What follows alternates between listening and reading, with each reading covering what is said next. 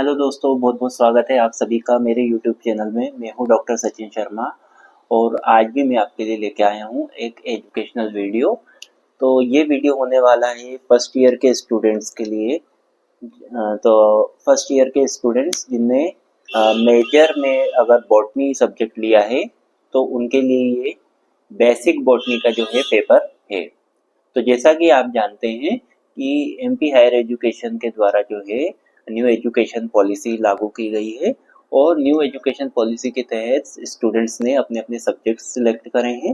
तो ऐसे स्टूडेंट जिन्हें मेजर सब्जेक्ट अपना बॉटनी सिलेक्ट किया है तो उनका जो सेकंड पेपर है बेसिक बॉटनी का, या फिर जिन्होंने माइनर में बॉटनी लिया है तो उनके लिए भी ये उपयोगी है। प्लस अगर आपका जो मेजर सेकंड पेपर को ही अगर ओपन इलेक्टिव के तौर पे आपके कॉलेज में चलता है, अगर वो बेसिक बॉटनी अगर चलता है तो ये वीडियो आपके लिए भी उपयोगी होने वाला है। तो जैसा कि आप जानते हैं कि मैं अगर सिलेबस बहुत ज़्यादा वास्ट है और इस समय चल रही है एग्ज़ाम, तो हम हर एक टॉपिक को तो कवर नहीं कर पाएंगे। पर इस समय जो ये वीडियो मैं आपके लिए लाया हूँ ये लास्ट मोमेंट की तैयारी के लिए लाया हूँ कि आपके एग्ज़ाम मान लीजिए 2-4 दिन के अंदर है और आप लास्ट मोमेंट पे किस तरीके से तैयारी करें, इस हिसाब से मैं कुछ इंपॉर्टेंट क्वेश्चन आपके लिए लाया हूँ। हालांकि पढ़ना तो सारे ही टॉपिक्स चाहिए पर अभी आपके पास उतना टाइम नहीं है, तो हम कुछ टॉपिक को डिस्कस करेंगे जो कि एग्जाम पॉइंट ऑफ व्यू से इम्पोर्टेंट हो सकते हैं आपके लिए। तो आज मैं आपके सामने जो डिस्कस करने वाला हूँ वो बेसिक बॉटनी जो है उसका जो फोर्थ यूनिट है, फंगस के बारे में ये यूनिट है। इसको अपन डिस्कस करते हैं, इसके कुछ इंपॉर्टेंट क्वेश्चंस को अपन डिस्कस कर लेते हैं। तो स्टार्ट करते हैं हम आज की क्लास स्टूडेंट्स। हालांकि मैं ये क्लास आपको सारी क्लासेस में चाहता था कि आपको बोर्ड पे लूँ, पर प्रॉब्लम ये आ रही है कि हमारे पास समय कम है और टॉपिक्स हमको बहुत ज़्यादा कवर करने हैं जो कि फिर बोर्ड पे कवर अप नहीं हो पाते। तो स्टार्ट करते हैं हम अपनी क्लास को। तो आपसे अगर क्वेश्चन पूछा जाता है कि फंगस क्या होता है, थोड़ा सा इसका इंट्रोडक्शन दीजिए, अगर ये पूछा गया है आपसे तो आपको इसमें क्या करना है। तो अगर आपसे फंगस का इंट्रोडक्शन मांग लिया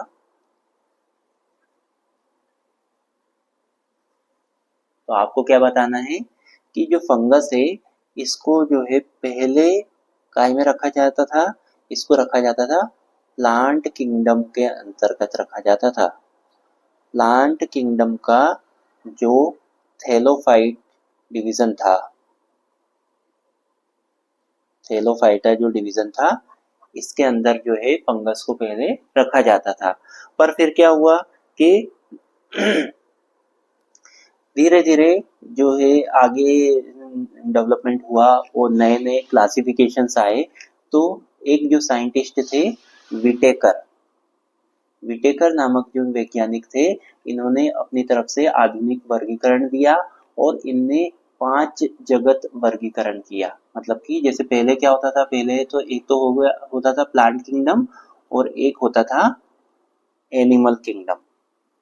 तो इसको पहले प्लांट किंगडम में रख दिया था। प्लांट किंगडम के कौन से डिवीजन में रखा था?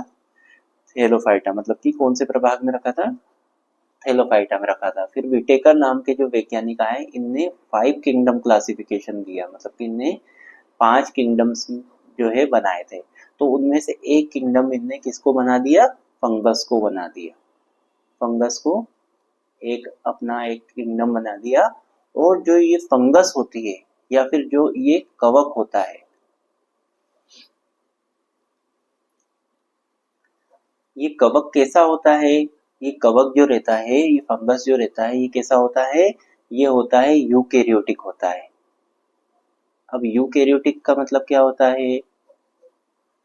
यूकेरियोटिक होता है, यूकेरियोटिक का मतलब होता है कि ऐसी कोशिका जो कि जिसमें अपने को कई प्रकार के कोशिका अंग देखने को मिलते हैं। एग्जाम्पल के तौर पे mitochondria, Golgi body, endoplasmic reticulum, ये जो और भी बहुत सारे न्यूक्लियस और ये सब चीजें अपने को देखने को मिलती है। ये यूकेरियोटिक सेल जो है थोड़े डेवलप्ड सेल्स में हमको देखने को मिलते हैं। और प्रोकैरियोटिक कोशिका जो रहती है उसमें की कोशिका अंगों का अभाव होता है, वो ज्यादातर हमें माइक्रो ऑर्गेनिजम्स में देखने को मिलती है।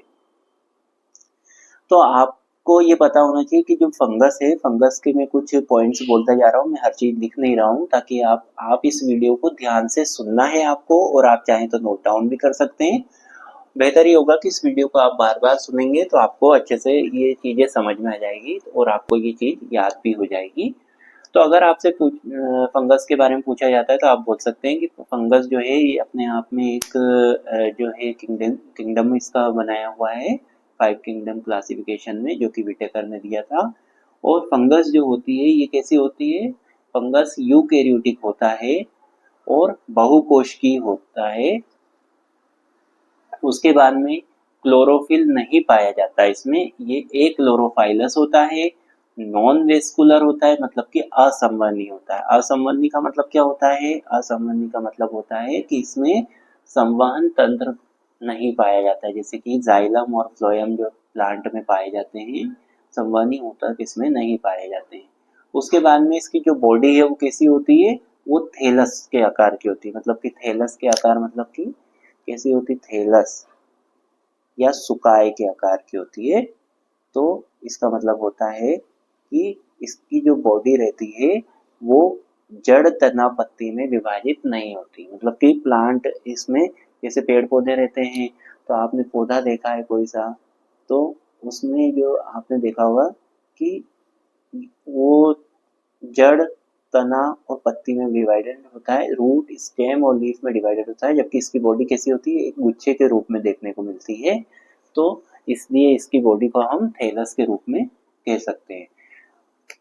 क्योंकि इसमें जो क्लोरोफिल हमको देखने को नहीं मिलता है, तो क्लोरोफिल नहीं देखने को मिलता है, इस वजह से हम कह सकते हैं कि इसमें जो पोषण होता है, इसमें जो ये अपना जो भोजन है वो कहाँ से प्राप्त करता है? ये पोषण जो है किस किस फॉर्म में प्राप्त करता है? मृतोपजीवी के तौर पे, सहजीवी के तौर पे और परजीवी के तौर पे, मतलब कि ये प्राप्त करता है सेप्रोफाइटिक फॉर्म में, उसके बाद में सिम्बायोटिक फॉर्म में और पैरासाइटिक फॉर्म में। तो अब क्या हुआ कि मतलब कि मृतोपजीवी मतलब कि ये क्या करते हैं, या हम कहें इसको हिंदी इंग्लिश में कहें सेप्रोफाइटिक फॉर्म में, मतलब कि ये जो भोजन है अपना कहाँ से प्राप्त करता है? ये सड़ी गली जो चीजें हैं उनसे अपना भोजन प्राप्त करता है। उसके बाद में सहजीवी के तौर पे, तो सहजीवी के तौर पे ये अपना भोजन कैसे प्राप्त करता है? ये अपना भोजन जो है सिम्बायोटिक रिलेशनशिप, मतलब कि ये दूसरे को भी अपना दूसरों को भी हेल्प करता है ग्रोथ कराने में और अपने भी हेल्प करता है। उसके बाद में परजीवी के तौर पे, मतलब कि ये दूसरों पे अटैक करता है भोजन के लिए और उसको बीमारियां भी फैलाता है। तो ये चीज हो गई। उसके बाद में अगर इसके जनरल कैरेक्टर्स आपसे पूछे जाते हैं, सामान्य लक्षण पूछे जाते हैं, तो आपको क्या करना है? आपको ये याद होना चाहिए कि अगर आपसे पूछा जाता है तो आपको क्या बोलना है कि शारीरिक तौर से जो है इसकी बॉडी कैसी होती है? वो थैलस के आकार होती जैसी होती है, और काय की बनी होती है? पतले पतले धागे नुमा संरचना से मिलकर के बनी होती है। तो पतले पतले जो धागे नुमा संरचना रहते हैं इनको हम कहते हैं कवक सूत्र, और इंग्लिश में इसको कहते हैं हाइफे, हाइफे या हाइफा। और ये जो कवक सूत्र रहते हैं बहुत सारे, और या ये हाइफा जो रहते हैं, तो मतलब कि ये बहुत सारे ऐसे ऐसे धागे नुमा संरचना रहती है, ये एक साथ इकट्ठी होकर क्या बनाती है? कवक का जाल बनाती है, कवक जाल, जिसको हम कहते हैं माइसीलियम, इसको हम कहते हैं माइसीलियम। तो अब क्या हुआ कि हम लोग बात कर रहे हैं कवक की, जैसे हम बात कर रहे हैं तो आपको मैं बताता जा रहा हूँ, आप उसको सुनते जाइए ध्यानपूर्वक, और चाहें तो इसको नोट डाउन भी कर सकते हैं। तो आपको मैं बहुत शॉर्ट में तैयारी करा रहा हूँ, ज़्यादा कुछ लिख नहीं रहा हूँ, आपको मैं बोल रहा हूँ वो सुनेंगे तो आपको समझ में आता जाएगा। क्योंकि अगर मैं आपको लिख लिख के एक एक चीज़ समझाने लगूंगा तो वीडियो काफ़ी लंबा भी हो जाएगा और अपना टाइम भी वेस्ट होएगा। अब कवक जाल या माइसीलियम कहते हैं। उसके बाद में जो कवक तंतु रहता है उस वो सेप्टेट भी हो सकता है या एसेप्टेट भी हो सकता है, मतलब कि सेप्टेट और एसेप्टेट।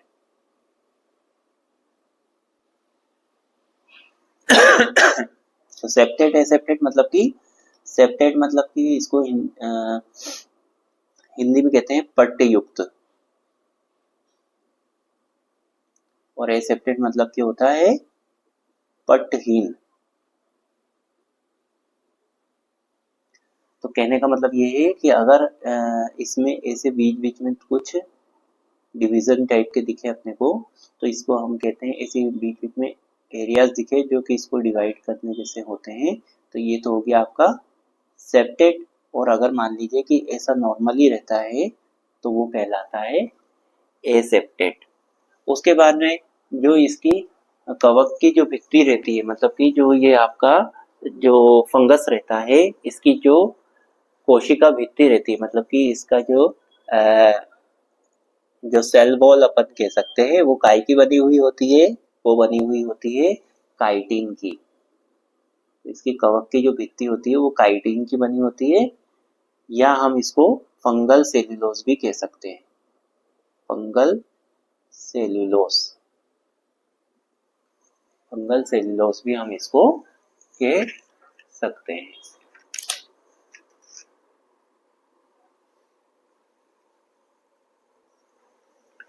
उसके बाद में आगे बढ़ते हैं कि कवक में जैसे कि क्लोरोफिल का अभाव होता है, तो ये तो मैं आपको पहले ही बता चुका हूँ कि ये अपना पोषण जो है दूसरों से प्राप्त करते हैं। उसके बाद में इसमें जो भोजन रहता है, जो मतलब कि खाद्य पदार्थ जो रहता है, तो फूड कैसे किस फॉर्म में स्टोर रहता है, फूड जो है वो स्टोर्ड होता है किस फॉर्म में, कौन कौन से फॉर्म में स्टोर रहता है, ये रहता है ग्लाइकोजन के फॉर्म में, ग्लाइकोजन के फॉर्म में फूड स्टोर होता है, और ऑयल ऑयल के रूप में भी फूड जो है वो स्टोर करके ये रखते हैं। उसके बाद में इसका जो जो फंगस रहता है, फंगस के डेवलपमेंट के लिए प्रकाश की आवश्यकता नहीं होती, मतलब सनलाइट की आवश्यकता नहीं रहती है, क्योंकि हम जानते हैं कि इसमें क्लोरोफिल तो होता नहीं, कि ये फोटोसिंथेसिस तो करता नहीं है, इसलिए इसके जो डेवलपमेंट के लिए प्रकाश की आवश्यकता नहीं होती। इसमें जो है संवहन तंत्र, मतलब कि जाइलम फ्लोएम भी नहीं पाए जाते हैं, ये नहीं पाए जाते हैं। उसके बाद में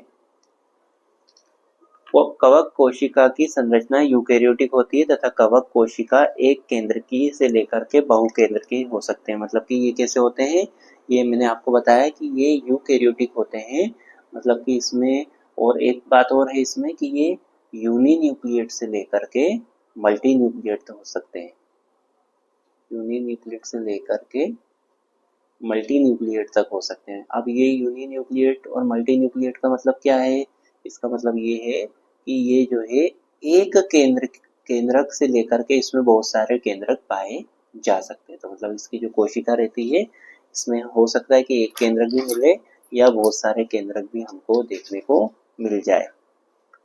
तो हम शॉर्ट में इस चीज को पढ़ रहे हैं क्योंकि हमारी एग्जाम की तैयारी कर रहे हैं हम, और फिर कुछ वीडियोस फिर जब मैं अलग से बनाऊंगा एक एक टॉपिक के, तो वो आप आराम से फिर जो है उसको पढ़ सकते हैं। फिलहाल के लिए मैं आपकी एग्जाम की तैयारी के हिसाब से आप लोगों की वीडियोस तैयार कर रहा हूँ।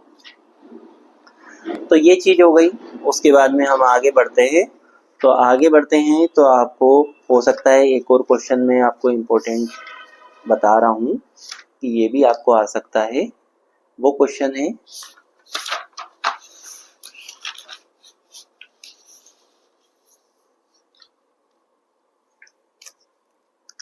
वो क्वेश्चन आपका हो सकता है structure of cell and cell wall, structure of fungal cell.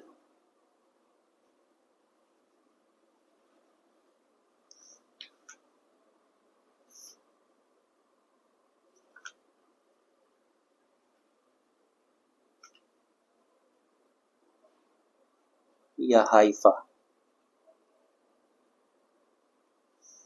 तो मतलब कि जो कवक तंतु रहता है,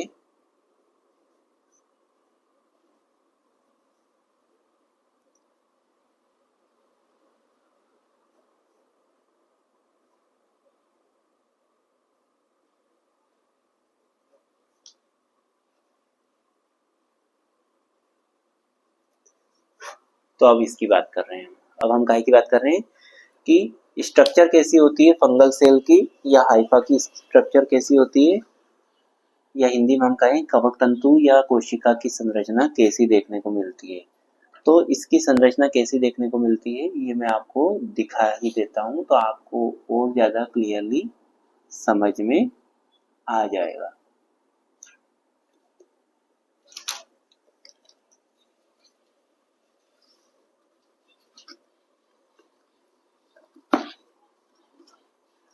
तो ये आपको डायग्राम दिख रहा है स्टूडेंट्स, ये आपको डायग्राम दिख रहा है। अब हम इसकी बात कर रहे हैं कि कवक तंतु और कोशिका की पराग संरचना के बारे में हम बात कर रहे हैं। तो जो एक कवक कोशिका रहती है, मतलब कि जो एक सेल होता है कवक का, वो कैसा होता है, यूकेरियोटिक होता है। मतलब कि इसमें सभी प्रकार के कोशिका अंग हमको देखने को मिलते हैं, सभी प्रकार के सेल ऑर्गेनिल्स हमको इसमें देखने को मिलते हैं। तो वही चीज है कि इसमें अपने को केंद्रक, माइटोकॉन्ड्रिया, अंतःप्रेदर्वी जालिका, गोल्गी बॉडी, राइबोसोम ये सब देखने को मिलता है। अब कोशिका भित्ति सेलुलोज के माइक्रोफाइब्रिल एवं काइटिन की बनी होती है। तो मतलब कि जो ये कोशिका जो रहती है, इसके जो बाहर की जो लेयर रहती है, मतलब कि इसकी जो कोशिका भित्ति रहती है, कोशिका भित्ति मतलब कि इसकी जो सेल वॉल रहती है, ये जो सेल वॉल है, ये बाहर की जो लेयर है सेल वॉल है, ये काय की बनी हुई है, ये बनी हुई है फंगल सेल्यूलोज की बनी हुई होती है। फंगल सेल्यूलोज के माइक्रोफाइब्रिल और काइटिन की बनी होती है। तो आप बस इतना याद रख लें कि अगर आपको ये क्वेश्चन आता है तो आपको ये याद रखना है कि जो फंगस का जो सेल होता है या फंगल सेल या हाइफा होता है, इसके बाहर जो कोशिका भित्ति होती है, सेल वॉल होती है, ये काय की बनी होती है, फंगल सेल्यूलोज या हम इसको कह सकते हैं काइटिन, फंगल सेल्यूलोज या काइटिन की बनी हुई होती है। उसके बाद में इसके जो बाहर की लेयर तो हो गई सेल वॉल, बाहर की लेयर तो हो गई इसकी सेल वॉल, और उसके बाद में फिर क्या आती है इसकी सेल मेम्ब्रेन आ गई। तो कोशिका भित्ति एवं प्लाज्मा झिल्ली जो रहती है, उसके मतलब जो कोशिका भित्ति रहती है उसके नीचे जो है 3 लेयर की बनी हुई क्या पाई जाती है, सेल मेम्ब्रेन पाई जाती है, मतलब कि उसको प्लाज्मा मेम्ब्रेन कहते हैं। तो सबसे बाहर तो हो गई सेल वॉल, उसके बाद में आ गई बीच वाली जो तीन लेयर से मिलकर के बनी हुई होती है, क्या बनी हुई होती है, प्लाज्मा मेम्ब्रेन या प्लाज्मा झिल्ली आ गई। उसके बाद में फिर क्या हुआ, कोशिका भित्ति एवं प्लाज्मा झिल्ली के बीच अनेक स्थानों पर एक विशेष प्रकार की संरचना लोमोसोम पाई जाती है। तो आपको देखिए स्टूडेंट्स, ये बीच बीच में जो है इस तरीके के ये जो स्ट्रक्चर देखने को मिल रहा है, ये देखिए, ये उठा हुआ जो स्ट्रक्चर आपको देखने को मिल रहा है इसमें, ये यहाँ पे ऐसे निकले हुए से स्ट्रक्चर जो देखने को मिल रहे हैं, ये क्या है, ये है लोमासोम। अब तो ये विशेष प्रकार की संरचना होती है लोमोसोम।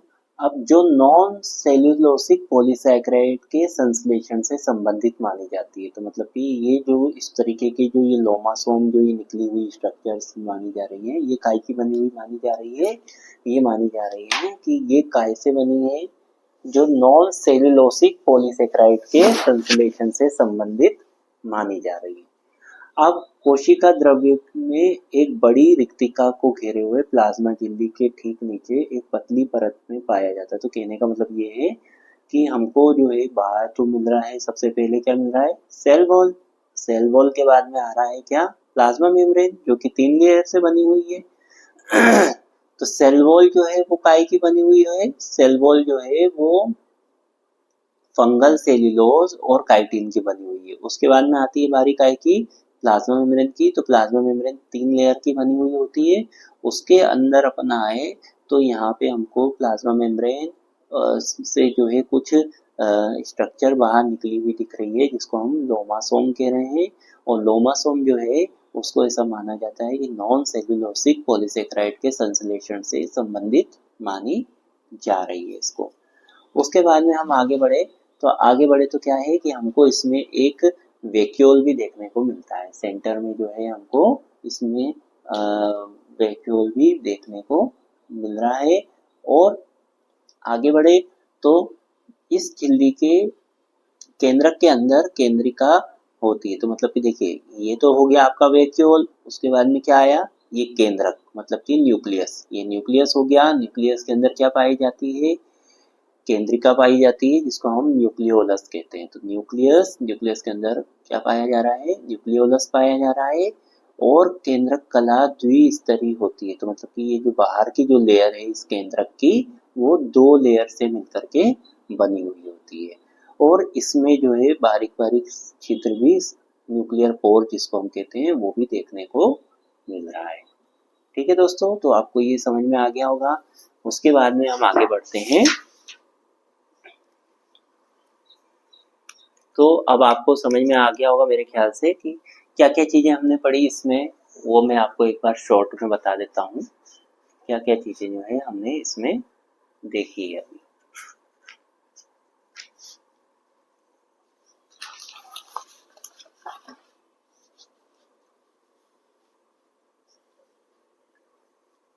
तो हमने देख लिया है कि जो है एक कवक तंतु है या फंगल हाइफे या कवक कोशिका। अगर आपको कवक कोशिका क्वेश्चन पूछा जाए या कवक का हाइफे पूछ लिया जाए या कवक सूत्र पूछ लिया जाए कि उसकी संरचना बताओ, तो आपको याद होना चाहिए, मैंने अभी आपको जो डायग्राम बताया वही आपको बनाना है, वही आपको लिखना है, डायग्राम बना के आंसर देना है कि वही कवक का जो सबसे बड़ी स्टार्टिंग आपने कर दी कि सेल वॉल का आपने कह दिया कि जो सेल वॉल है वो फंगल सेल्यूलोज की बनी हुई है, फंगल सेल्यूलोज, या हम उसको कह सकते हैं कि काइटिन की बनी हुई है। ठीक है, उसके बाद में फिर हमने कह दिया कि सेल वॉल के नीचे जो है हमको क्या पाई जा रही है, प्लाज्मा मेम्ब्रेन देखने को मिल रही है या सेल मेम्ब्रेन भी उसको कहते हैं। ये कितने लेयर की है, 3 लेयर्स की है। उसके बाद में फिर क्या और फिर हमने जैसे यहाँ पे तो स्टार्टिंग में हमने कह ही दिया कि भाई ये यूकेरियोटिक होता है, तो यूकेरियोटिक होता है तो इसमें सभी प्रकार के सेल ऑर्गेनेल्स या कोशिका अंग हमको देखने को मिलते हैं, वो भी लिख देंगे आप। फिर प्लाज्मा मेम्ब्रेन के बाद में अपने को लोमासोम दिखता है। लोमासोम जो है प्लाज्मा मेम्ब्रेन से कुछ जो लेयर इस तरीके से बाहर निकली हुई जो थी संरचना है उसको लोमासोम कह दिया।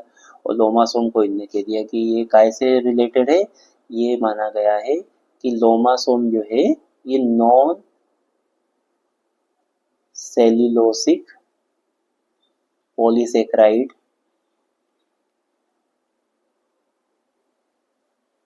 के सिंथेसिस या संश्लेषण से रिलेटेड होती है।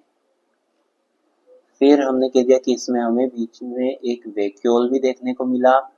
फिर हमको इसमें क्या देखने को मिला, इसमें हमको केंद्रक या न्यूक्लियस देखने को मिला, क्योंकि कैसा है,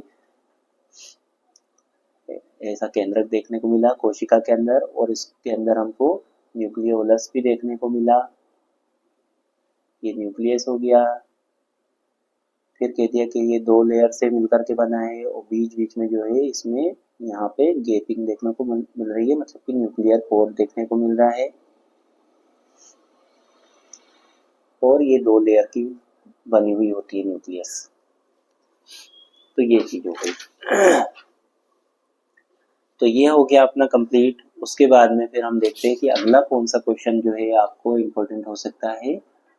तो आपसे अलग से भी देखिए ये पूछा जा सकता है कि जो न्यूट्रिशन के बारे में अलग से पूछा जा सकता है कि जो कवक है उनमें न्यूट्रिशन जो है वो मोड ऑफ न्यूट्रिशन क्या होता है, न्यूट्रिशन कैसे पाया जाता है, तो आपको वही बताना है कि न्यूट्रिशन जो है वो कैसा होता है। इसमें न्यूट्रिशन की अगर बात की जाए तो इसमें न्यूट्रिशन जो है वो कैसा होता है, पोषण की अगर बात की जाए तो हेट्रोट्रोपिक प्रकार का न्यूट्रिशन होता है।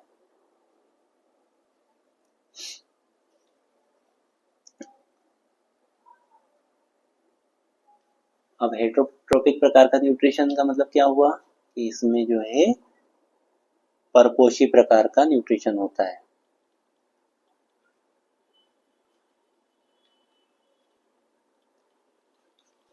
परपोषी प्रकार का न्यूट्रिशन इसका मतलब क्या हुआ कि वही जो मैं आपको बता चुका हूँ कि ये जो है भोजन अपना स्वयं नहीं बनाते हैं, ये दूसरों से जो है अपना भोजन प्राप्त करते हैं। तो पहला तो हो गया आपका इसका प्रकार सेप्रोफाइटिक। तो सेप्रोफाइटिक में आपका हो गया जिसको हम हिंदी में कहते हैं, क्या कहते हैं, मृतोपजीवी। अब मृतोपजीवी जो है ये सड़े गले कार्बनिक पदार्थ जो रहते हैं, जैसे कि सड़े फल, उसके बाद में वेजिटेबल्स, आपका अचार, मुरब्बा, इन सब में जो है ये उगते हैं और अपना भोजन प्राप्त करते हैं। और इसका एग्जाम्पल है म्यूकर, राइजोपस, पेनिसिलियम,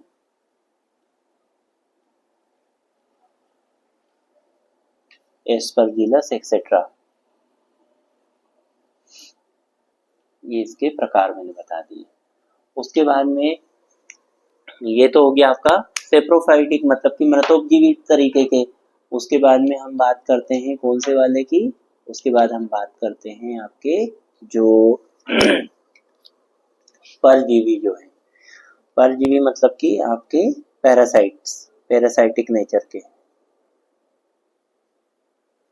तो पैरासाइट्स जो रहते हैं, मतलब कि ये जो है दूसरे जो जीवित जो कोशिका, ये कवक क्या करते हैं, जीवित पोषकों पर पाए जाते हैं, मतलब कि जो लिविंग सेल्स जो रहते हैं उनके ऊपर पाए जाते हैं और ये अपना पोषण उनसे प्राप्त करते हैं। और ये बहुत ही हानिकारक होते हैं। हानिकारक क्यों होते हैं, ये उन सेल्स पे जिन पे पहुंचते हैं उनको अलग अलग प्रकार की बीमारियां फैलाते हैं उनमें।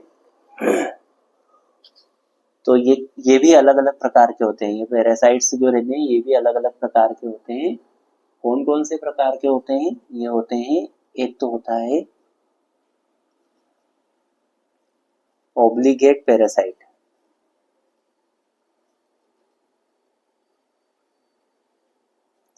ऑब्लिगेट पैरासाइट का मतलब होता है हिंदी में अनिवार्य परजीवी। तो अनिवार्य परजीवी ये क्या करते हैं कि ये कवक जीवित कोशिकाओं पर अपने अपना जीवन व्यतीत करते हैं तथा जीवित कोशिकाओं पर ही आक्रमण करते हैं। मतलब कि यह जो है पूरा जीवन जो ऑब्लिगेट पैरासाइट होते हैं, मतलब कि जो अनिवार्य परजीवी, ये क्या करते हैं, ये कवक जो लिविंग सेल्स जो रहते हैं उनके ऊपर ही अपना जीवन पूरा व्यतीत करते हैं और उन पर ही आक्रमण करते हैं।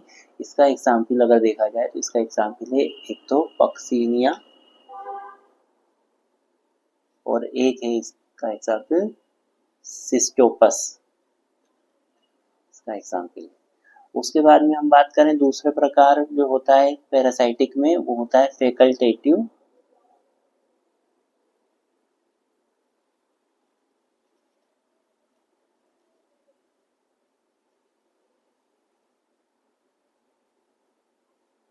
पैरासाइट्स।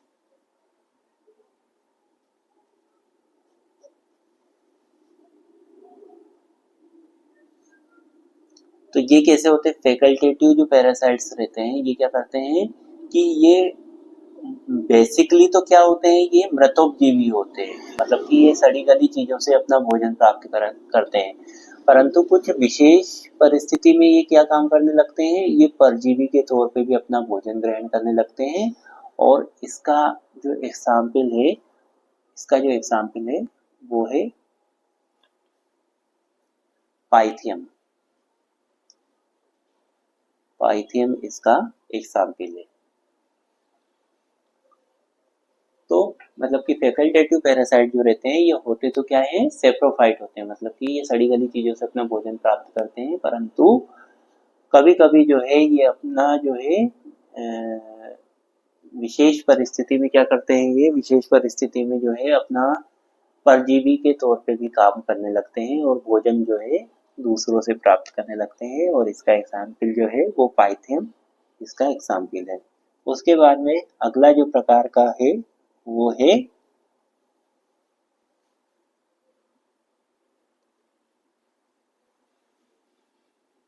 Facultative parasites.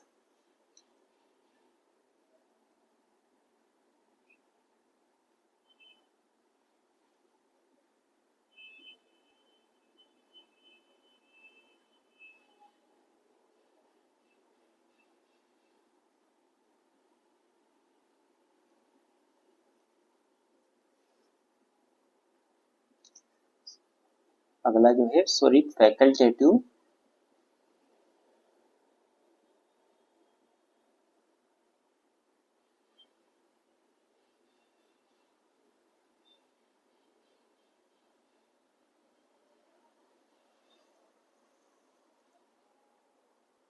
तो मैं आपको बता रहा था कि तीसरा जो प्रकार है वो है फैकल्टेटिव सेप्रोफाइट्स। तो फैकल्टेटिव सेप्रोफाइट्स क्या होते हैं? तो फैकल्टेटिव सेप्रोफाइट्स जो रहते हैं ये इस प्रकार के जो परजीवी रहते हैं, इस प्रकार के जो पैरासाइट्स रहते हैं, ये क्या करते हैं कि ये नॉर्मली तो जीवित जो लिविंग सेल्स रहती है उन पे अटैक करते हैं पैरासाइट के तौर पे ही, क्योंकि ये पैरासाइट का ही एक प्रकार है।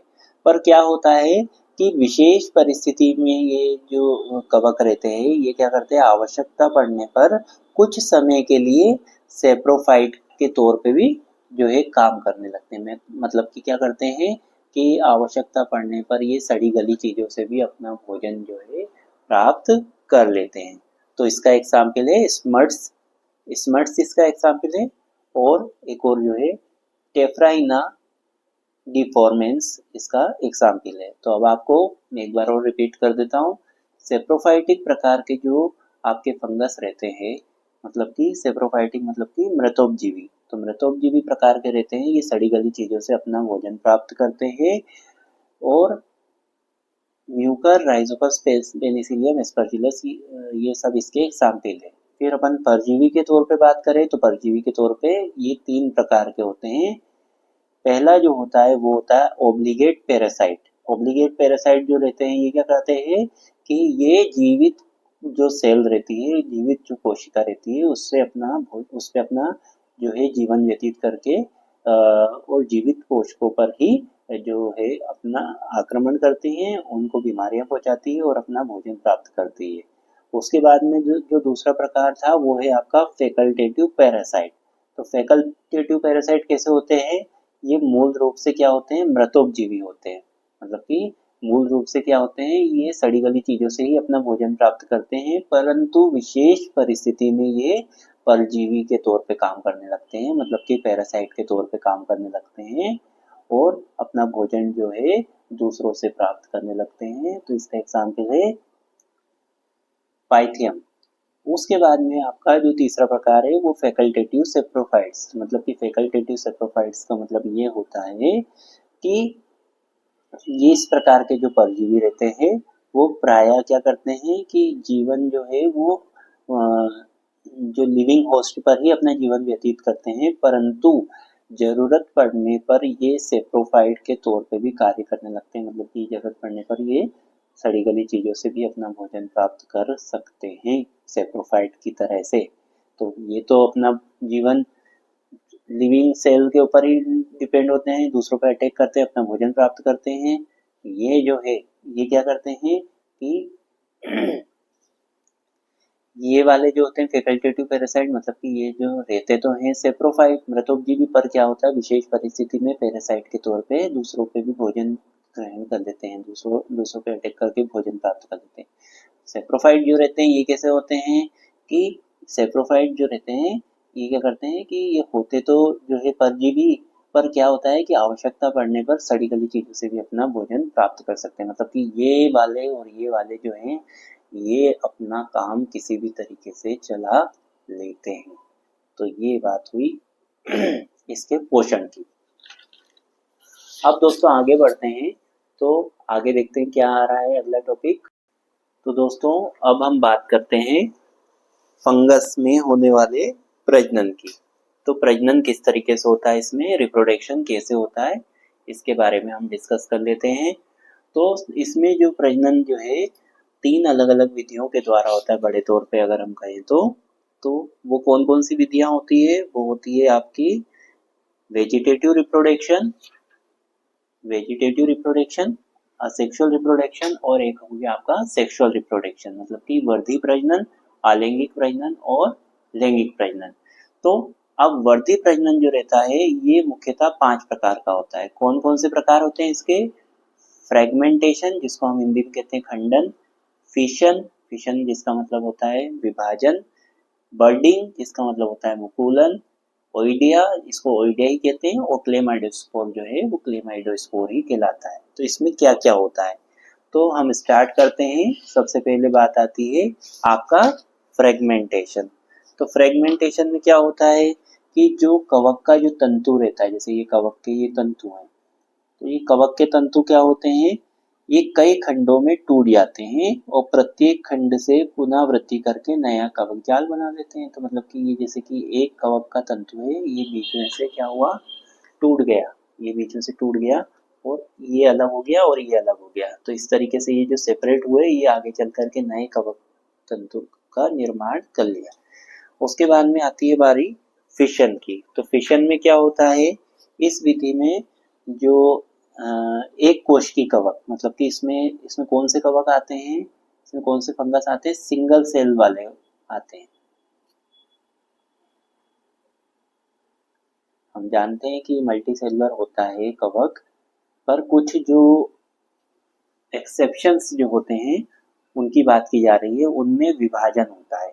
तो वो जो इस विधि में क्या होता है कि इस विधि में एक कोश की जो कवक रहते हैं वो वृद्धि करते हैं अपने आप की, और वृद्धि करके क्या करते हैं, वो वृद्धि करके जैसे कि मान लीजिए एक कोश की कवक है, तो ये आगे चल करके डिवाइड होकर के वृद्धि बड़े हो जाते हैं, साइज में बड़े हो जाते हैं और बड़े होकर के जो है अपने आप को दो अलग अलग भागों में डिवाइड कर लेते हैं। तो ये किन में होता है, एक कोश की कवक में होता है। उसके बाद में आता है मुकुलन। तो ये विधि जो है ये भी किन में होता है, जो सिंगल सेल्ड एक कोश की कवक में होती है ये वाली विधि भी। कौन सी वाली, बर्डिंग वाली। तो मतलब बर्डिंग वाली में क्या होता है, इसमें जैसे ये एक कोश की कवक है, इसमें एक कलिका समान या बर्डिंग के समान जो है मुकुल निकल आता है, बड निकल आती है, और ये धीरे धीरे ये बड जो है बड़ी होकर के जो है एक और नए कवक का निर्माण कर लेती है। ये हो गया।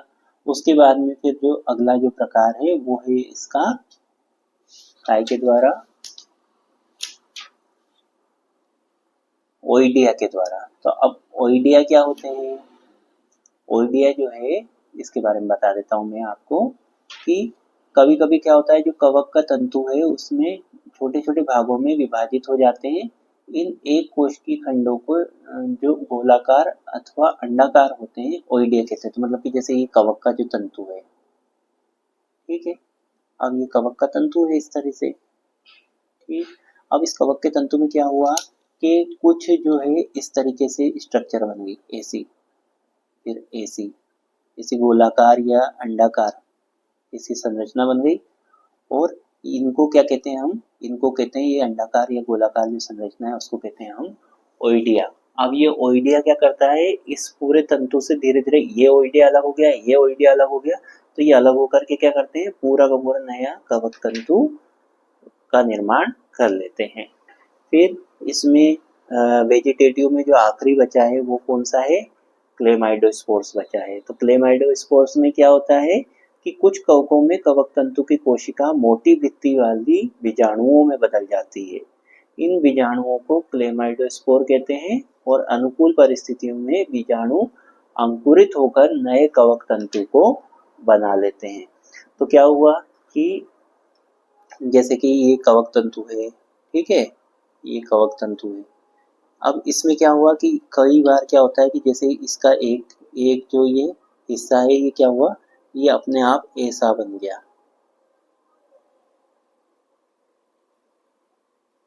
ठीक है, और ऐसे गोल गोल स्ट्रक्चर बना ली इसने, बड़ी बड़ी,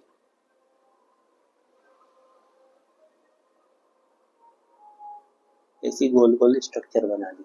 अब क्या हुआ कि ये जो स्ट्रक्चर इसने बनाई, ये गोल गोल स्ट्रक्चर, इनको क्या कहते हैं हम, क्लेमाइडोस्पोर्स कहते हैं, ठीक है। अभी इसको अपन क्या कहते हैं, क्लेमाइडोस्पोर कहते हैं। और अनुकूल परिस्थिति में बीजाणु अंकुरित होकर नया कवक तंतु बनाते, मतलब कि ये क्लेमाइडोस्पोर्स जो है इनके अंदर बीजाणु रहते हैं, और क्या होता है ये इस कवक तंतु से सेपरेट हो जाता है, और सेपरेट होकर के इसके अंदर जो बीजाणु रहते हैं वो बहुत सारे जो स्पोर्स रहते हैं क्या करते हैं, नया कवक तंतु का निर्माण कर लेते हैं। तो ये हुई बात अपने 5 प्रकार के वर्धी प्रजनन या वेजिटेटिव रिप्रोडक्शन की, किसका, फंगस का। अब आती है बारी इसके असेक्सुअल रिप्रोडक्शन की, बात करते हैं कि जो असेक्सुअल रिप्रोडक्शन है वो कैसे होता है। आइए देखते हैं असेक्सुअल रिप्रोडक्शन कैसे होता है।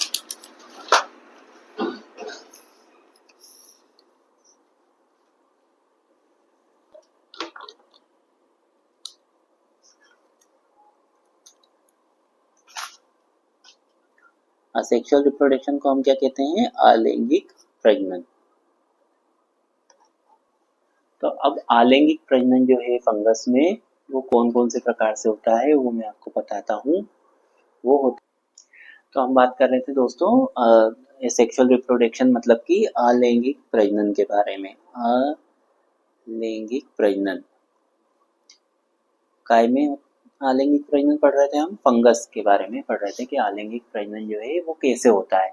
तो फंगस में जो अलैंगिक प्रजनन है इस विधि में जो है स्पोर्स का निर्माण होता है और ये जो है बिना किसी दूसरे से संलयन करे सीधे जो है कवक तंतु या कवक शरीर के रूप में विकसित हो जाते हैं। मतलब कि जो जैसे ये अपने आप ही जो इनके अंदर स्पोर्स जो रहते हैं वो किसी से भी मिक्सअप नहीं होते हैं, डायरेक्ट जो है अपने आप में क्या बन जाते हैं? नया कवक तंतु बन जाते हैं। तो ये जो प्रायः दो प्रकार के होते हैं। कौन कौन से प्रकार के होते हैं? एक होता है आपका स्पोरेंजियोस्पोर। स्पोरेंजियोस्पोर जिसको हम हिंदी में कहते हैं धानी बीजाणु। क्या कहते हैं? धानी बीजाणु। और एक होता है आपका कोनिडिया। ये दो प्रकार के होते हैं। तो अब इसमें क्या हो रहा है? इसमें ये हो रहा है कि जो स्पोरेंजियोस्पोर ये क्या होता है? ये बीजाणु विशेष प्रकार की थैलीनुमा संरचनाओं के भीतर उत्पन्न होते हैं जिन्हें बीजाणुधानियां कहते हैं। और फिर क्या होता है कि ये बीजाणुधानी जिस कवक तंतु पर विकसित होती है उसे स्पोरेंजियोस्पोर कहते हैं। तो इसमें कुछ भी नहीं है दोस्तों, बहुत इजी है। मैं आपको बता देता हूँ कि ये कैसे क्या होगा।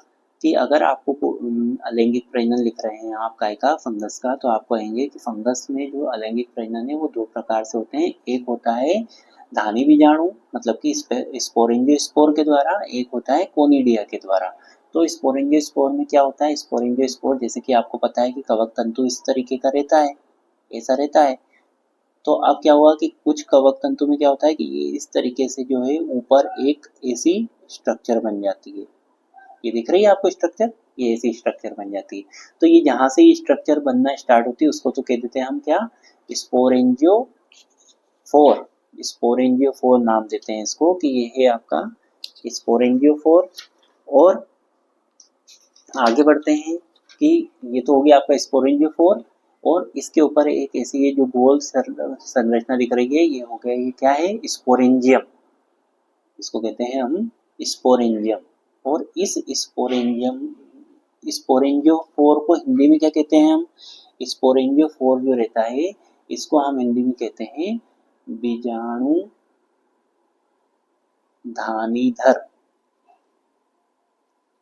स्पोरेंजियोफोर को हिंदी में कहते हैं बीजाणुधानीधर मतलब कि बीजाणुधानी को रखने वाला, बीजाणुधानीधर। और उसके बाद में जो है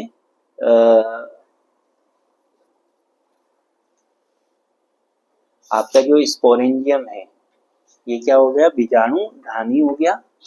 ये स्पोरेंजियम दिखा, ये हो गया आपका बीजाणुधानी और ये हो गया बीजाणु।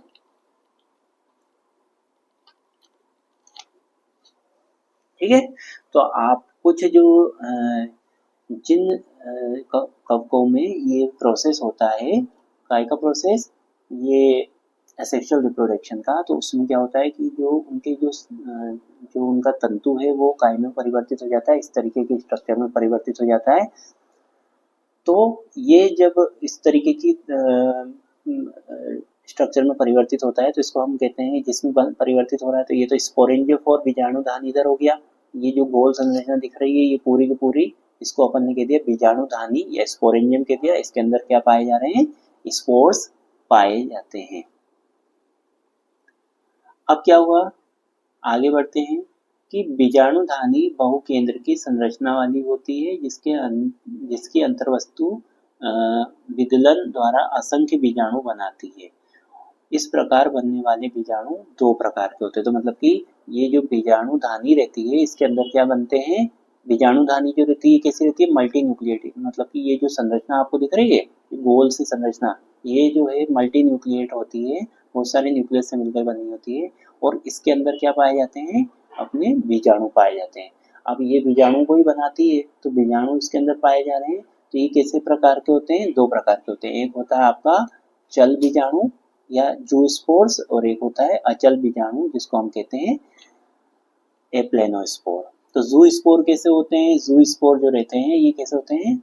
ये मोटाइल होते हैं, मतलब कि चल होते हैं, और इसमें जो है अपने को क्या पाया जाता है? फ्लैजिला देखने को मिलता है, क्योंकि ये चल काहे से पाते हैं? फ्लैजिला की सहायता से चल पाते हैं। और कैसे होते हैं? एक केंद्र की संरचना होती है, मतलब कि सिंगल न्यूक्लियस इसमें देखने को मिलती है, सिंगल न्यूक्लियस देखने को मिलती है। उसके बाद में ये ज्यादातर हमको जलीय कवकों में देखने को मिलती है, जो जल में जो कवक पाए जाते हैं उनमें देखने को मिलती है। और साथ ही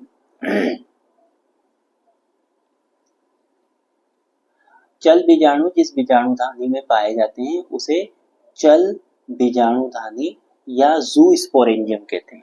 तो मतलब कि ये तो इस पूरी संरचना को हम क्या कह रहे हैं? स्पोरेंजियम कह रहे हैं। अब यदि इस स्पोरेंजियम के अंदर हमको चल मतलब कि जूस्पोर मिल रहे हैं, तो जब जूस्पोर इसमें मिलेंगे तो मतलब कि वो मूवमेंट कराने वाले मिलेंगे, तो उसको हम क्या कह देंगे? जू स्पोरेंजियम। ये स्पोरेंजियम को क्या कह देंगे? जू स्पोरेंजियम कह देंगे। और अगर जो है अचल बीजाणुधानी जो रहती है, इसमें क्या होता है? ये गोलाकार या अंडाकार एक कोशिकीय केंद्र की अथवा बहुकेंद्र की एवं काशाभिक रहित होती है। मतलब इसके अंदर जो है जो अगर एप्लेनोस्पोर की बात करें तो इसके अंदर जो स्पोर्स पाए जा रहे हैं ये कैसे हैं? अचल टाइप के स्पोर्स देखने को मिल रहे हैं। ये सिंगल सेल्ड भी हो सकते हैं और सिंगल न्यूक्लिएट भी हो सकते हैं, एक न्यूक्लियस वाले भी हो सकते हैं, बहुत सारी न्यूक्लियस भी इसमें हो सकती है।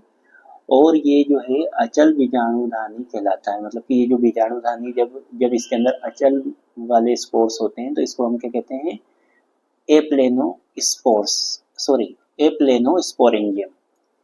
ये जब चल वाले रहेंगे तब तो इस स्पोरेंजियम को जूस्पोरेंजियम कह दिया, और जब इसके अंदर जो अचल वाले भरे हैं तो इसको क्या कह दिया अपन ने?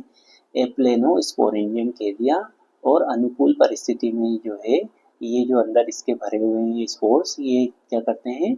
अगर चल वाले पाएंगे तो चल वाले नया सेल बनेगा, और अचल वाले रहेंगे तो अचल वाला बनेगा। तो मतलब कि नए सेल्स का जो नए तंतु का निर्माण इस तरीके से होता है।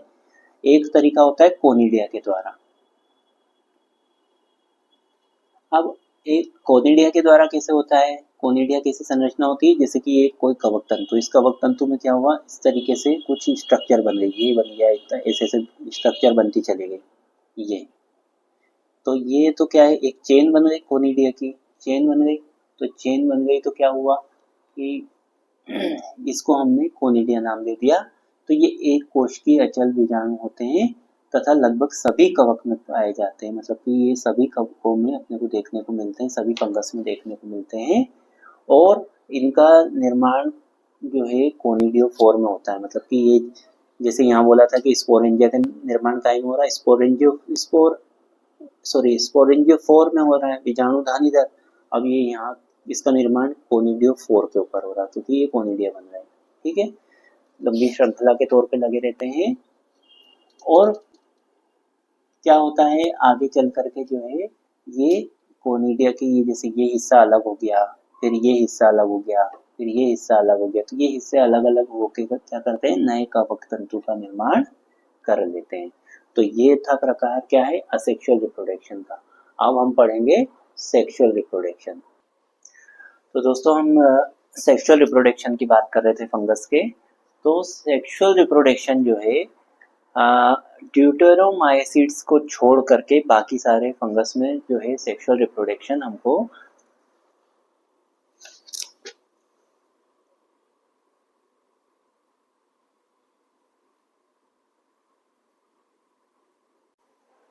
तो दोस्तों हम लोग बात कर रहे थे सेक्सुअल रिप्रोडक्शन की, फंगस के सेक्सुअल रिप्रोडक्शन की। तो ड्यूटेरोमाइसीट्स को छोड़ करके जो है अगर बात की जाए तो सभी जो फंगस है उनमें लैंगिक प्रजनन अपने को देखने को मिलता है। तो क्या होता है कि कवकों में भी अन्य जीवधारियों के समान ही लैंगिक प्रजनन होता है, जो दो जो गैमेट्स रहते हैं उनके फ्यूजन से होता है, मतलब कि दो युग्मकों के संलयन से होता है। अब लैंगिक प्रजनन की जो है मेनली 3 स्पष्ट अवस्थाएं अपने को देखने को मिलती है। कौन कौन सी अवस्थाएं देखने को मिलती है मैंने आपको बताया हुआ है, ये जैसे कि लिखा है प्लाज्मोगेमी, कैरियोगेमी और मियोसिस। तो अब प्लाज्मोगेमी में क्या होता है, प्लाज्मोगेमी भी जो है लैंगिक प्रजनन की सबसे पहली अवस्था होती है। तो इस अवस्था में क्या होता है, फर्स्ट स्टेज होती है लैंगिक प्रजनन की, सेक्सुअल रिप्रोडक्शन की फर्स्ट स्टेज होती है।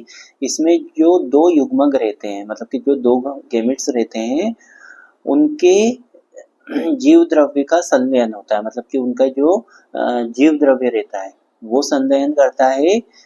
इस क्रिया में दोनों जो गैमेट्स रहते हैं उनके केंद्रक, दोनों युग्मक के केंद्रक एक कोशिका में एक दूसरे के पास आ जाते हैं लेकिन आपस में संलयन नहीं करते हैं। तो मतलब कि प्लाज्मोगेमी का अगर आप लिखेंगे तो आपको ये लिखना है कि इसमें जो ये प्लाज्मोगेमी की प्रोसेस क्या होता है, सेक्सुअल रिप्रोडक्शन, फंगस की सेक्सुअल रिप्रोडक्शन में प्लाज्मोगेमी में ये होता है कि ये सबसे पहली अवस्था होती है सेक्सुअल रिप्रोडक्शन की। तो पहली अवस्था होती है तो इसमें केवल ये होता है कि दो गैमेट्स पास में आते हैं, उनके जो जीव द्रव्य रहते हैं, उनके जो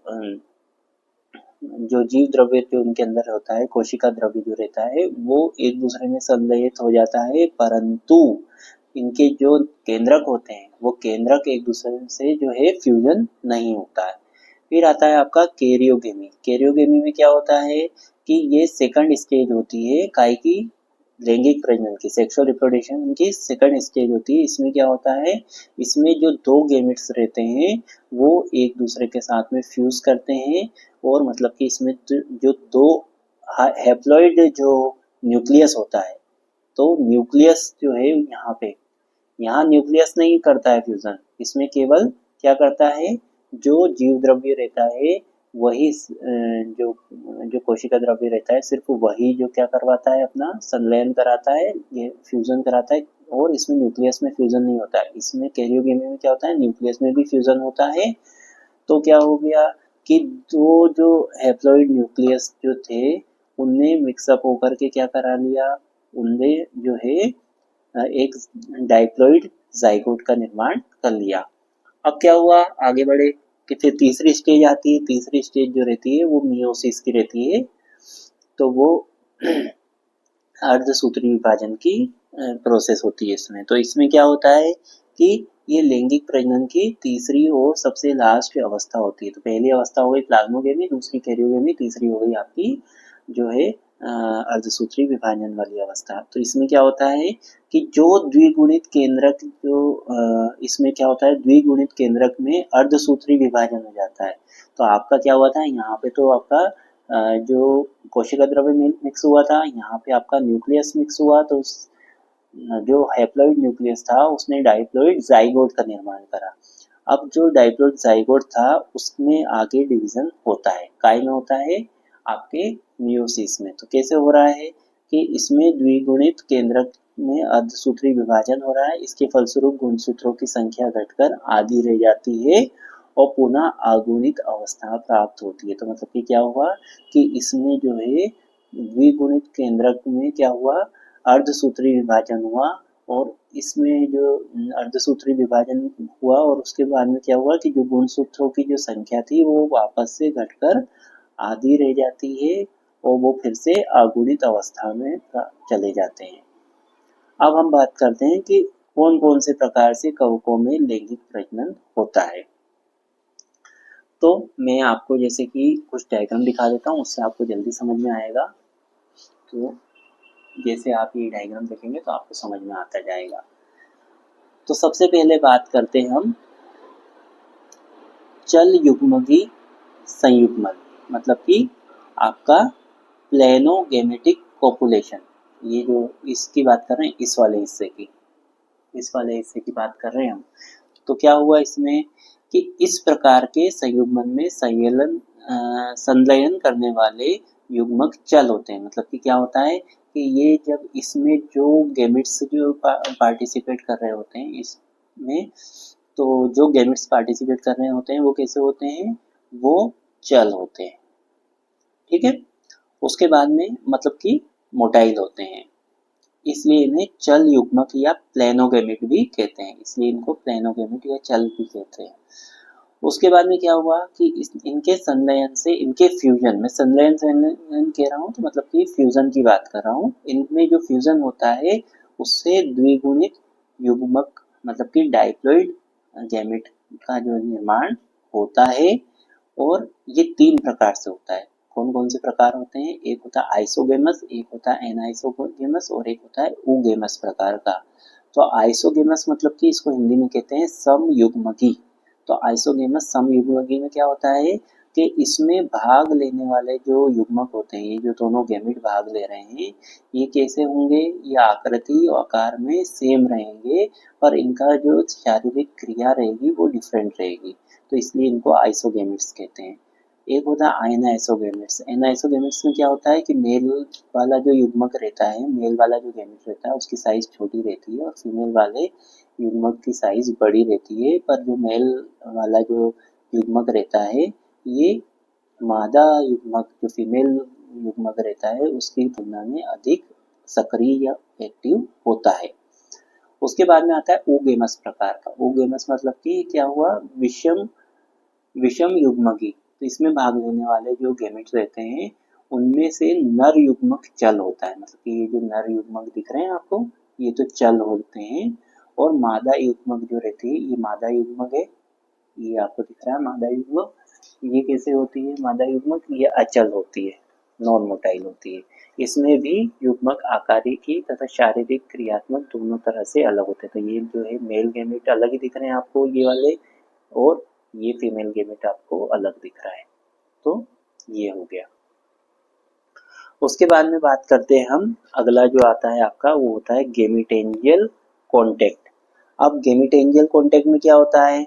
इसमें नर तथा मादा युग्मक जो रहते हैं एक दूसरे से संपर्क में आते हैं, और क्या होता है कि नर जो एंथ्रीडियम से केंद्रक अथवा नर युग्मक मादा युग्मक के ओगोनियम में एक नलिका द्वारा या छिद्र के द्वारा स्थानांतरित होकर हो जाता है तथा नर और मादा केंद्रकों का संलयन हो जाता है। तो मतलब कि क्या हुआ कि इसमें गेमेटेंजियल कॉन्टेक्ट में कैसे कॉन्टेक्ट होता है कि इस तरीके से जो है मेल गेमेट और फीमेल गेमेट पास में आते हैं, और यहाँ पे जो है इसकी कोशिका भित्ति जो है ये इसकी जो कोशिका भित्ति जो रहती है ये टूट जाती है, और या तो एक नलिका बन जाती है इसमें, या फिर एक छिद्र बन जाता है, और इसके द्वारा जो है इस मेल गेमेट के अंदर जो एंथ्रीडियम रहता है वो कहाँ चला जाता है? फीमेल गेमेट्स में जाकर के फ्यूजन करा लेता है।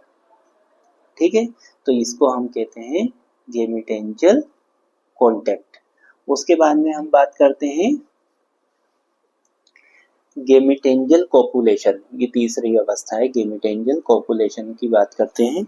तो इसमें क्या होता है इसको देखते हैं हम, कि इसमें नर और मादा युग्मक जो रहते हैं ये इनमें संपूर्ण जो पदार्थ रहते हैं उनका संलयन हो जाता है, और इस विधि में 2 युग्मक धानियां संपर्क में आती हैं और इनके बीच की भित्ति खुल जाती है और दोनों के जीव द्रव्य और केंद्रक आपस में मिल जाते हैं। तो कहने का मतलब ये है कि वही चीज हुई कि ये मेल गैमेट है, ये फीमेल गैमेट है, ये दोनों एक दूसरे के पास में आए और इसकी जो भित्ति है वो गल गई, और जो है इनमें जो पूरी तरीके से फ्यूजन हो गया। यहाँ क्या हो रहा था गेमिटेंजियल कॉन्टेक्ट में कि इसके अंदर का जो मेल के अंदर का जो गैमेट था वो कहाँ चला गया था? एंथ्रीडियम जो थे वो फीमेल के अंदर आर्किगोनिया में जाके फ्यूजन कराया था। यहाँ क्या हुआ? यहाँ पे जो है आपका गेमिटेंजियल कॉन्टेक्ट में क्या हुआ कि इसमें नर और मादा युग्मक का संपूर्ण पदार्थों का संलयन हो जाता है, पूरी तरह से फ्यूजन हो जाता है, और पूरी तरीके से फ्यूजन होने से क्या होता है? जीव द्रव्य और केंद्रक आपस में मिल जाते हैं। उसके बाद में अगला आता है स्पर्मेटाइजेशन। स्पर्मेटाइजेशन में क्या होता है कि कवक के कुछ प्रगत वंशों में लैंगिक अंगों का पूर्ण अभाव होता है।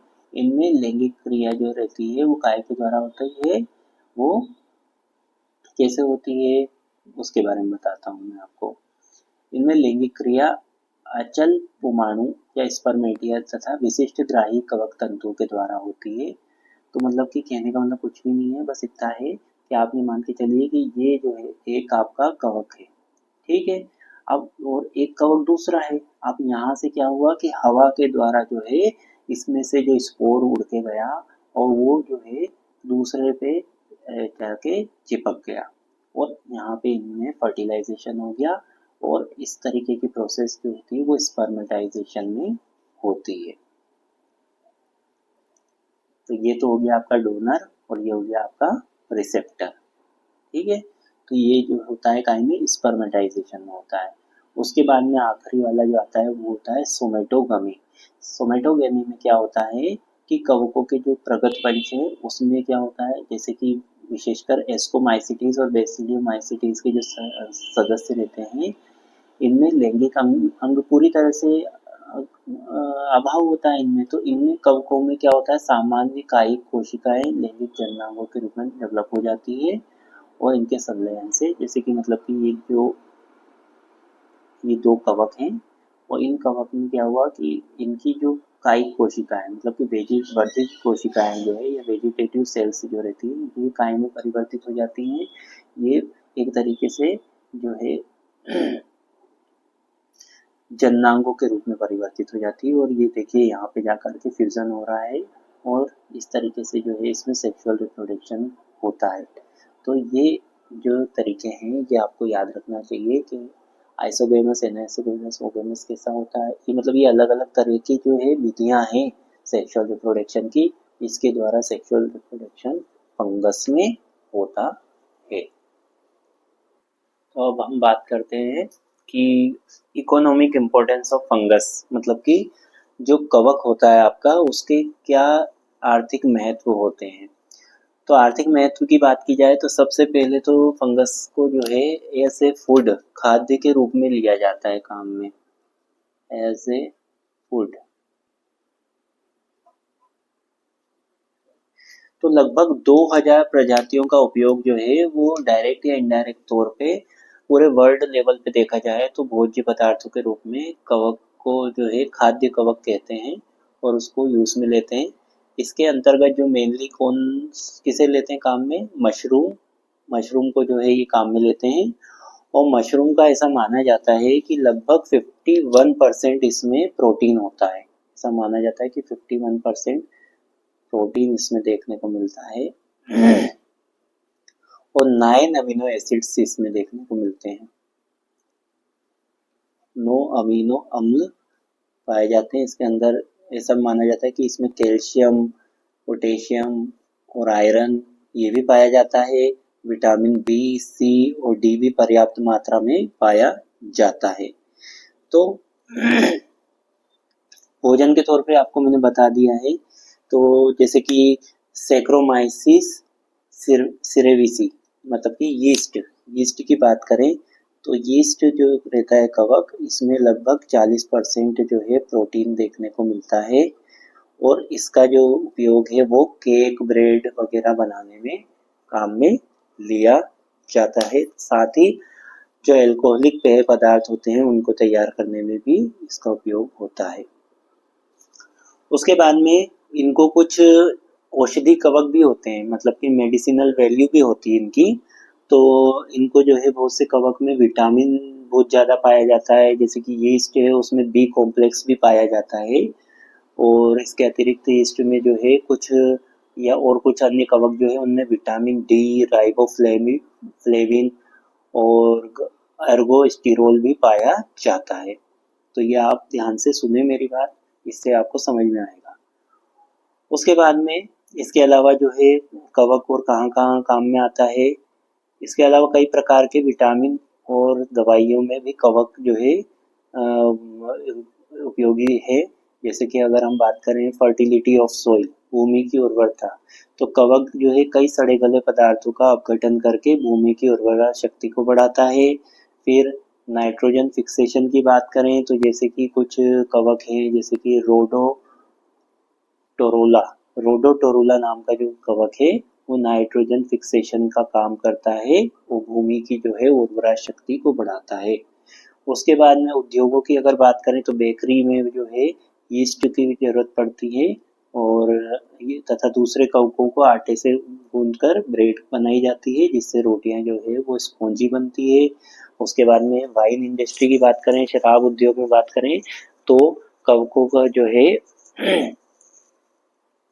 कवकों में जाइमेस तथा कई ऐसे ही प्रकीर्ण पाए जाते हैं, जिसकी सहायता से कार्बोहाइड्रेट युक्त पदार्थ का फर्मेंटेशन करके शराब बनाई जाती है। तो मतलब कि ये जो है इसके फर्मेंटेशन, यीस्ट के फर्मेंटेशन के द्वारा जो है शराब का निर्माण किया जाता है। उसके बाद में केमिकल इंडस्ट्रीज की बात करें तो कई प्रकार के जो अम्लों तथा अन्य रासायनिक वस्तुओं का निर्माण कवकों की सहायता से किया जाता है, जैसे कि सिट्रिक एसिड जो रहता है वो एस्परजिलस नाइगर के द्वारा बनाया जाता है। ग्लूकोनिक अम्ल जो रहता है वो पेनिसिलियम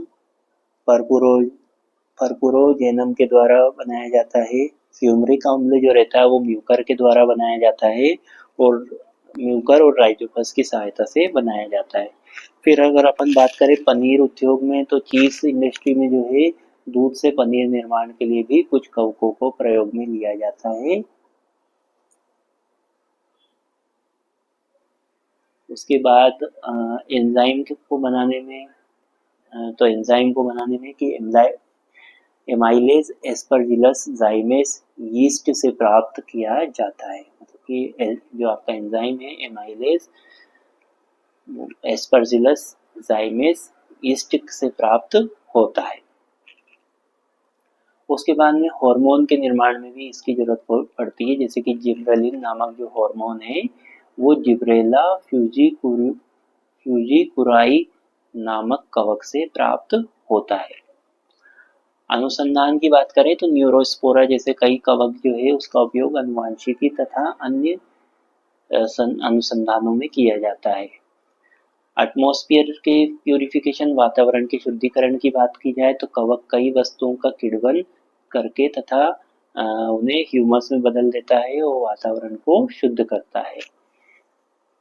उसके बाद में बायोलॉजिकल कंट्रोल यानी जैविक नियंत्रण की बात करें तो कुछ कवक जो है उनके द्वारा बनाए गए पदार्थ कई कीटों को नष्ट कर देते हैं। इस प्रकार जब एक जीव द्वारा बना पदार्थ दूसरे जीव को नष्ट कर देता है तो इसे जैविक नियंत्रण भी कहा जाता है।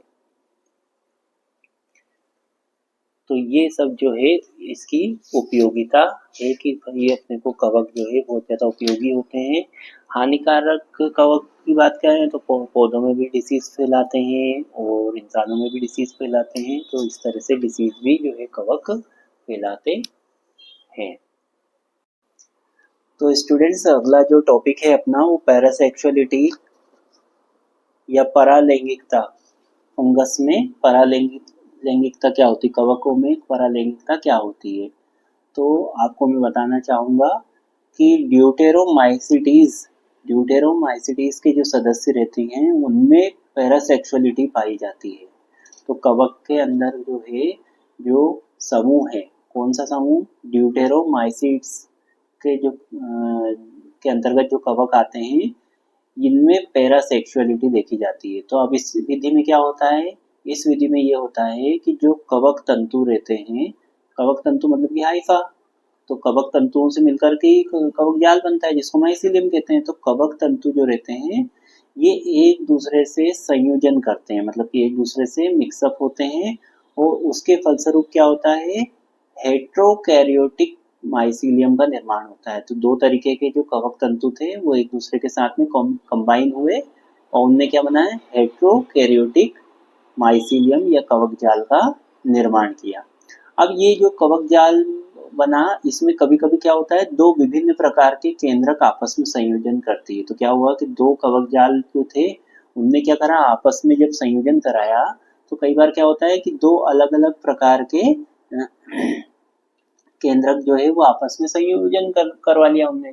तो उससे क्या हुआ कि उससे जो है जो समसूत्री विभाजन करके कवक तंतु को उत्पन्न करती है। तो मतलब कि दो अलग अलग प्रकार के जो केंद्रक थे उनने क्या करा, आपस में संयोजन करा के समसूत्री विभाजन करा के नए कवक तंतु का निर्माण कर दिया। अब आगे क्या हुआ कि कभी कभी इनमें समसूत्री क्रॉसिंग ओवर होता है, जिसके फलस्वरूप पुत्री केंद्र के नए आनुवांशिक लक्षण के साथ उत्पन्न होती। तो मतलब कि क्या हुआ कि जब माइटोसिस की जो प्रोसेस हुई तो उसमें क्या हुआ कि जो क्रोमोसोम रहे उनने क्या कर लिया, क्रॉसिंग ओवर कर लिया। तो क्रॉसिंग ओवर मतलब क्या होता है, जेनेटिक रिकॉम्बिनेशन हो गया, इधर से उधर जो जीन्स का ट्रांसफर हो गया। तो उसके फलस्वरूप क्या हुआ कि कुछ नए अनुवांशिक लक्षणों के साथ में जो है पुत्री केंद्रकों का निर्माण हो गया। अब ये जो पुत्री केंद्रक थे इनने क्या करा, कोनिडिया में प्रवेश करके नए अनुवांशिक स्ट्रेन बनाती है। तो मतलब इनने क्या करा कि ये जो है काय में चले गए, कोनिडिया। कोनिडिया क्या था, वही कवक तंतु जो था उसमें अलग अलग जो संरचनाएं मैंने आपको बताई थी वो ही कोनिडिया कहलाती है। और उसमें इसने प्रवेश करके नए अनुवांशिक स्ट्रेन को बना दिया। इस विधि में क्या हुआ, न्यूक्लियर फ्यूजन और हैप्लोडाइजेशन भी होता है, किंतु कवक के जीवन चक्र में ये क्रियाएं एक विशिष्ट समय और स्थान पर नहीं होती। अतः ये क्रियाएं नियमित लैंगिक चक्र से भिन्न होती है, जो लैंगिकता के लिए लाभदायक भी होती है। तो अगर हम बात करें कि पैरासेक्सुअलिटी क्या होती है तो इसके बारे में रेपर नाम के वैज्ञानिक ने 1969 में बताया था कि पैरालैंगिकता का चक्र कैसा होता है। तो इसमें क्या हुआ, इसमें जो हेट्रोकैरियोटिक जो जाल बना, कवक जाल बना, हेट्रोकैरियोटिक कवक जाल कब बना, जब क्या हुआ कि कवक तंतुओं ने एक दूसरे के साथ संयोजन किया था। तो क्या हुआ कि जब कवक तंतु जो कि ड्यूटेरोमाइसीट्स के जो कवक थे उनने जब एक दूसरे के साथ में क्या करा, संयोजन करवाया, एक दूसरे के साथ में कॉम्बिनेशन कराया, तो उस समय क्या हुआ, कवक तंतु ने जब कॉम्बिनेशन कराया तो हेट्रोकैरियोटिक कवक जाल का निर्माण हुआ। अब क्या हुआ कि इनमें जो है क्या हुआ, दो केंद्रकों में संयोजन हुआ। तो क्या हुआ, दो केंद्रक में संयोजन हुआ तो कौन कौन सी केंद्रक थी, एक तो एक जैसी केंद्रक थी और एक दूसरे से अलग अलग प्रकार की केंद्रक थी। तो मतलब क्या, हेट्रोकैरियोटिक कवक जाल का निर्माण के बाद में क्या हुआ कि दो अलग अलग प्रकार के केंद्रकों ने संयोजन कराया। अब क्या हुआ कि द्विगुणित केंद्रकों के साथ अगुणित केंद्रक का विभाजन व गुणन भी इसमें हो गया। तो मतलब कि द्विगुणित केंद्रक जो थे बने थे उनके साथ में अगुणित केंद्रकों का भी विभाजन हो गया और द्विगुणित केंद्रकों के गुणन के समय माइटोटिक क्रॉसिंग ओवर हो जाती है, जिसके द्वारा द्विगुणित केंद्रक एक दूसरे से अलग हो जाते हैं और द्विगुणित केंद्रक का कभी कभी हैप्लोडाइजेशन प्रदर्शित होता है और नए अगुणित स्ट्रेन्स का पृथक्करण हो जाता है। तो ये होता है आपका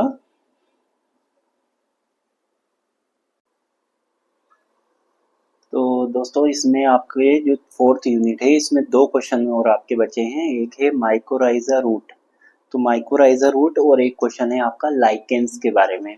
तो इनको मैं शॉर्ट में आपको आइडिया दे दूंगा और आपको इसको जो है थोड़ा बहुत इसको डिस्क्रिप्टिव तौर पे पढ़ सकते हैं क्योंकि ये इतना टफ नहीं है।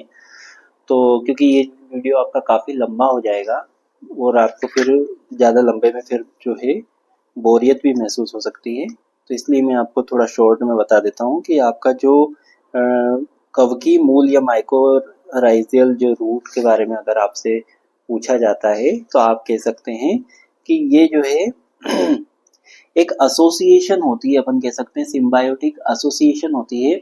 इसके द्वारा उच्च वर्गीय जो पौधे रहते हैं उनकी जड़ों और कवक के बीच में परस्पर फायदे के लिए सहयोग का बना हुआ एक कवक मूल सह संबंध जिसको माइकोराइजिक एसोसिएशन अपन कहते हैं, तो ये होता है। अब इसमें क्या होता है, जिसमें जो कवकी मूल पाया जाता है उसको जो है उसमें क्या होता है, उस पेड़ में क्या होता है कि जो जड़ें रहती है उनमें मोस्टली जो है क्या नहीं पाया जाता है, उनकी जड़ों में रूट हेयर्स नहीं पाया जाता है, जिसके कारण जो है होता ये है कि उनकी जो जड़ें रहती है तो उन पौधों की जो जड़ें रहती है उनमें से विशेष पोषक पदार्थ जो है स्रावित होता है, जिसके कारण जो है माइक्रोराइजिक कवक जो रहते हैं वो उन पे अटैक करते हैं अपने भोजन के लिए। तो ये कवक क्या करते हैं, पोषक पौधों की अनुपस्थिति में अपना जीवन चक्र पूरा नहीं कर सकते हैं। वो क्या करते हैं, कवकी मूल जो है मूल द्रोण का अभाव होता है, कवक तंतु मादा से अकार्बनिक तत्वों का अवशोषण करके पौधों को देती है तथा बदले में उनसे कार्बनिक पदार्थ प्राप्त करते हैं। तो क्या हुआ, ये होता है कि जो कुछ बड़े पौधे रहते हैं उनकी जड़ों में रूट हेयर्स नहीं होते हैं, तो वो मिट्टी से जो है कुछ पदार्थ जो हैं वो अवशोषित नहीं कर पाते हैं। तो वो पदार्थ कौन अवशोषित करके देता है, जो फंगस जो उसके रूट्स पे लगी हुई रहती है उस पौधे के, और साथ में जो पौधा रहता है वो कुछ उसके उसमें से जो कुछ पदार्थ, जो विशेष पदार्थ जो निकलता है, स्रावित होता है, वो उसको कौन ऑब्जर्व कर लेता है, फंगस अपनी ग्रोथ के लिए ऑब्जर्व कर लेता है। और मिट्टी में से जो है पोषक तत्व रहते हैं वो किसको प्रोवाइड कर देता है, पौधे को प्रोवाइड कर देता है। माइक्रोराइजल रूट ये इसका एक एग्जाम्पल है। उसके बाद में आपका जो एक और जो टॉपिक इसमें बच रहा था उसके बारे में भी मैं, तो माइक्रोराइजल रूट के बारे में मैंने एक जनरल आपको आइडिया दिया है, तो आपको जो है इसको थोड़ा डिस्क्रिप्टिव तौर पे पढ़ना है। उसके बाद में आपका एक लाइकेन, तो लाइकेन क्या होता है, तो लाइकेन जो है आपने पढ़ा होगा कि एक सहजीविता का एक एग्जाम्पल है। सहजीविता का एग्जाम्पल कैसे है कि इसके अनुसार जो है लाइकेन जो रहता है इसमें एक जो शैवाल है, मतलब कि एल्गी है और फंगस है, ये दोनों मिलकर के जब एक साथ अपना जीवन व्यापन करते हैं तो हम कह सकते हैं कि वो जो स्ट्रक्चर जो बनाते हैं उसको हम लाइकेन कहते हैं। तो ये एक सहजीविता का भी, ये भी एक अपन कह सकते हैं एग्जाम्पल है। तो लाइकेन को आप जो है डिस्क्रिप्टिव तौर पे अपने हिसाब से पढ़ सकते हैं। मैंने आपको एक जनरल आइडिया दे दिया है। तो ये क्वेश्चंस आपके एग्जाम पॉइंट ऑफ व्यू से बहुत इम्पोर्टेंट है। तो बेसिक बॉटनी का 4th यूनिट जो कि आपका इसके बारे में है, फंगस के बारे में है, तो इसमें से ये मेन क्वेश्चंस आपके बन रहे हैं कि माइक्रोराइजल रूट क्या होती है, लाइकेन्स क्या होते हैं, उसके बाद में आपका जो फंगस क्या होती है, फंगस में पोषण कैसे प्राप्त करता है, फंगस का जो एक जो सेल रहता है उसकी जो स्ट्रक्चर कैसी होती है, फंगल हाइफे की स्ट्रक्चर कैसी होती है। उसके बाद में हमने इसका रिप्रोडक्शन पढ़ा है, रिप्रोडक्शन क्या होता है। उसके बाद में मैंने आपको एक इसका पैरासेक्सुअलिटी भी पढ़ाई है, पैरासेक्सुअलिटी क्या होती है और इकोनॉमिक इम्पोर्टेंस क्या होते हैं इसके फंगस के। इतनी चीज़ें आपको 4th यूनिट में से करनी है। और भी यूनिटों पे मैं क्वेश्चंस लाऊंगा, और वैसे क्लासेस बहुत लंबी होनी चाहिए थी, कायदे से एक एक टॉपिक की एक एक क्लास होनी चाहिए थी, पर अभी एग्ज़ाम टाइम चल रहा है इसलिए शॉर्ट में मैंने आपको एक आइडिया दिया है कि आप इनको जो कुछ जो डिटेल हो पाया वो मैंने डिटेल किया, जो शॉर्ट में आपको समझा सकता था कि शॉर्ट में आप जो है उसको पढ़ सकते हैं, उसके बारे में मैंने आपको समझाया है। अगले वीडियो में मैं अगली यूनिट को लेकर के आऊँगा, और आपको वीडियो कैसा लगा इसके बारे में मुझे ज़रूर कमेंट बॉक्स में बताएं, और वीडियो को ज़्यादा से ज़्यादा शेयर करें और ज़्यादा से ज़्यादा चैनल को सब्सक्राइब करें, सबको करवाएं। अगले वीडियो में मिलते हैं अपन, तब तक के लिए धन्यवाद।